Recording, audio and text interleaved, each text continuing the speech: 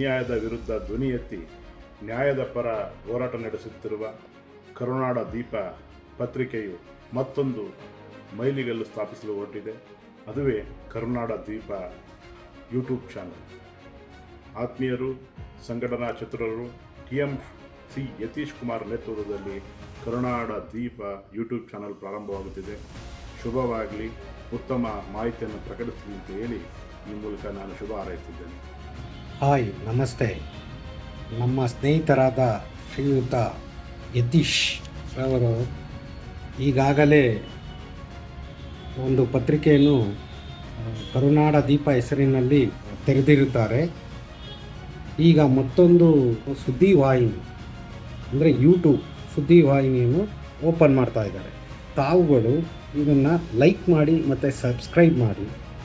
ದಯವಿಟ್ಟು ಇದನ್ನು ಒಂದು ಯಶಸ್ವಿಯಾಗೋಕ್ಕೆ ನಿಮ್ಮ ಕಡೆಯಿಂದನೂ ಶುಭ ಹಾರೈಸಿ ಅಂತ ನಮ್ಮ ಕಡೆಯಿಂದ ಹರೀಶ್ ಕಾರ್ ರೆಂಟಲ್ಸ್ ಚಾಲಕರ ವತಿಯಿಂದ ಹಾಗೂ ಮಾಲೀಕರಿಂದ ನಾವು ಇವರಿಗೆ ಯಶಸ್ವಿಯಾಗಲೆಂದು ಶುಭ ಕೋರುತ್ತೇವೆ. ಧನ್ಯವಾದಗಳು. ದಯವಿಟ್ಟು ಶೇರ್ ಮಾಡಿ, ಲೈಕ್ ಮಾಡಿ. ನಮಸ್ಕಾರ. ನಮ್ಮ ಸ್ನೇಹಿತರು ಯತೀಶ್ ಅವರು ಬೆಂಗಳೂರಲ್ಲಿ ಕರುನಾಡ ದೀಪ ಒಂದು ಸುದ್ದಿವಾಹಿನಿಯನ್ನು ಪ್ರಾರಂಭ ಮಾಡಿದ್ದಾರೆ.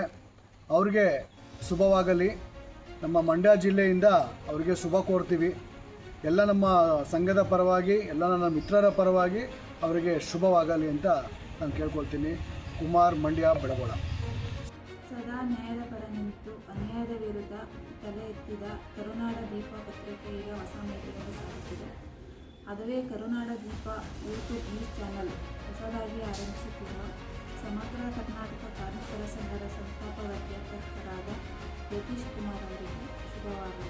All the best Karunada Deepa. All the best Karunada Deepa. All the best Karunada Deepa YouTube news channel. All the best episode. The best Karunada Deepa YouTube ಚಾನಲ್ಗೆ ಆಲ್ ದ ಬೆಸ್ಟ್ ಎಪಿಸೋಡ್.